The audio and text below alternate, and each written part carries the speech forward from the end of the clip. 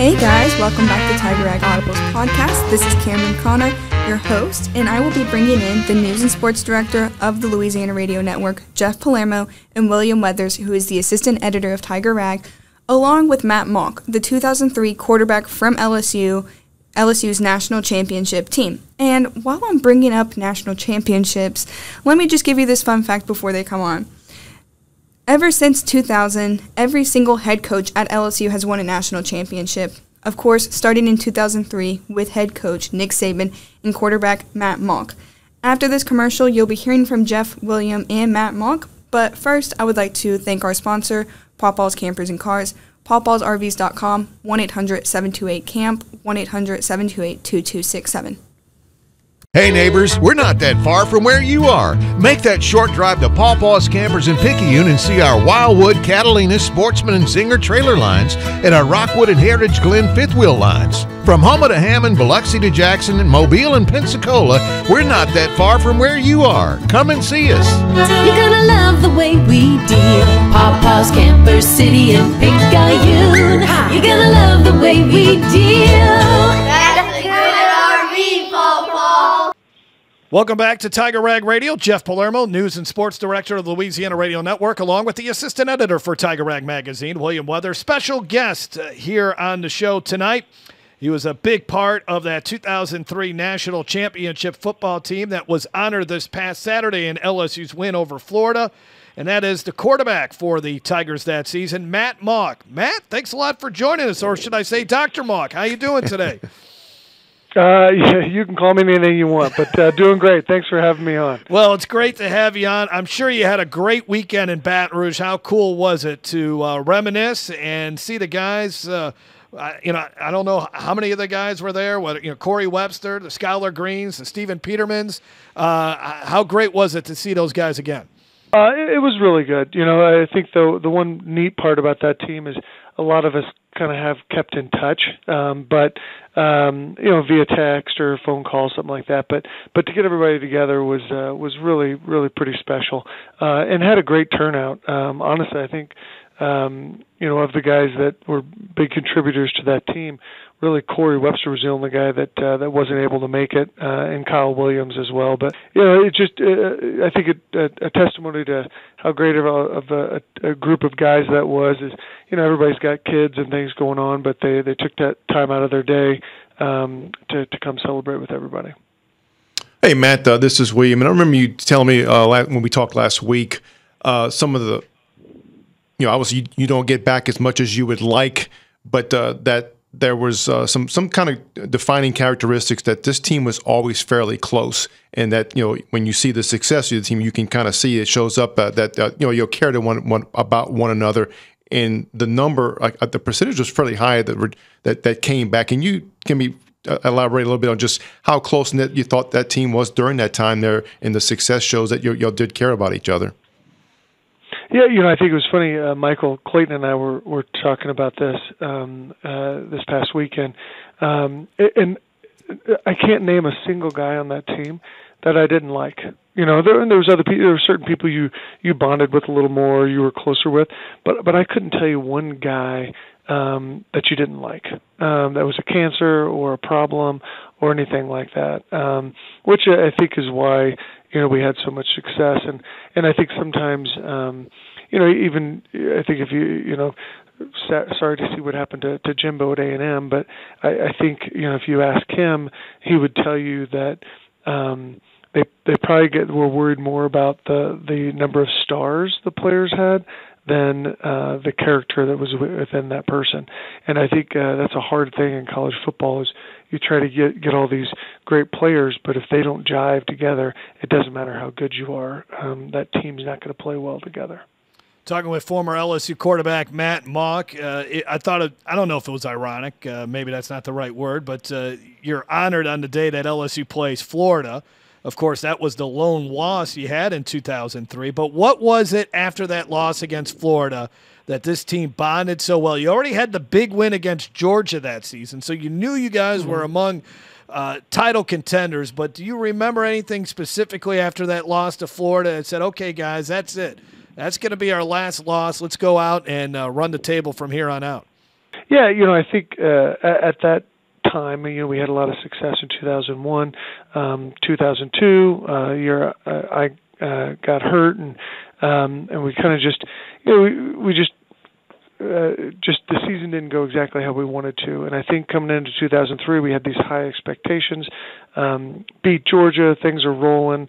I remember we had a bye week before that, and Coach Saban was, he was all over us that week. Running, we worked like we haven't worked since camp, and we just came out flat. Tons of penalties that game, and a team we should have beat, we didn't. But I think it was a good wake-up call for us that don't get too full of yourself. We have a lot to do to accomplish some of the things we want to accomplish. 2003 happening, your evolution as a quarterback, going back to your foot injury and losing, the rest of that season, how, the ball boys or the managers were very involved with getting you bags of balls, and you sat on a cooler and you were just throwing and working on your delivery. And as you said, that kind of elevated your throwing going toward, the following season. And obviously you were more of a complete quarterback. Yeah, without a doubt. Yeah, I think, sometimes, that whole life gives you lemons, make lemonade. And I think, not just me, but the whole team, if you look on that team, Stephen Peterman came in as a tight end, moved to line. Marcus Spears, tight end, moved to D-line. Corey Webster was a wide receiver, moved to DB. Jack Hunt, wide receiver, moved to DB. Bryce Wyatt was a tight end, moved to D-line. It was just so many guys that just kind of said, hey, I'm going to put my personal hopes aside and do what's best for the team. And I think credit to Coach Saban, he had a lot of vision, understanding maybe where people were better suited. Nick Saban, of course, went on to win multiple national championships, Matt. But as you've watched him become arguably the greatest college football coach that we've ever had, does it make it even more special that you were part of that first one for him? And he talked about that too a couple weeks ago prior to LSU playing Alabama, that one will obviously always mean maybe a little bit more to him than these other championships because it was his first. Without a doubt. I think that one in particular is not just because I was on that team, but special for a lot of reasons. Not only for Nick Saban and what he went on to do, but I just think for LSU football. It had been 1958 since they'd won one before, and a lot of years of unreached potential, and so I think it was just really special to be part of that, not just for our team, but for the LSU fans. And I think really set the foundation for what LSU football has become and a top 5 program in the country really ever since that year. I'm assuming this weekend probably verified this even more so, but you've had your experiences in minor league baseball. You play with the Denver Broncos and the Tennessee Titans, but you always reflect so fondly on your time at LSU as maybe your best experience athletically. Oh, without a doubt. Not just for the success we had, but LSU is a special place. I said this past weekend is not just the players, but the staff that's around there. I told Tommy Moffitt, I said, Coach Saban, Jimbo, Willie Muschamp, all these guys, get a lot of credit that they deserve, but I think Tommy Moffitt was probably the biggest culture changer on that staff. And he made us work our tails off. But anybody on that team thought they could have run through a brick wall. Just because of how hard we worked and just the mental aspect that he helped the team out with was tremendous. Man, I think most LSU fans know what you're up to now, but if you could kind of give a quick what's going on with Matt Mauck's life now. Yeah, I'm a dentist in Denver, Colorado.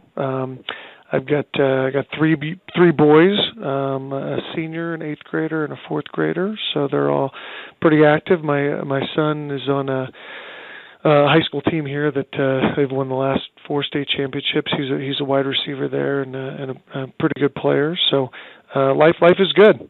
That's awesome, man. Thanks a lot for talking with us and catching up and looking back at what was a special season. We appreciate it. Continued great success, Dr. Mauck. Okay. All right. Thanks, guys, for having me on anytime. All right. That is former LSU quarterback Matt Mauck. We'll take a break. More of Tiger Rag Radio when we come back. People come from everywhere to Pawpaw's Campers and Cars. All at Pawpaw's Campers and Shit is somewhere. Pawpaw's Campers and Cars are people. And we're going to let it go for I forgot. Take the whole family over to Picayune. We got something for you. All right. What else we going to say? PawpawsNicePrice.com. That's probably all we need to say. All right. Thanks for listening in today. I hope y'all enjoyed hearing from Matt Mauck. Of course, he is such a huge legend at LSU. A special thank you to Jeff and William for y'all's interview with Matt. And, of course, I want to thank Matt Mauck for coming in and talking with us. That wraps up today's episode. Stay tuned for more updates and exclusive interviews. I would like to thank our sponsor, Pawpaw's Campers and Cars. That's pawpawsrvs.com, 1-800-728-CAMP, 1-800-728-2267.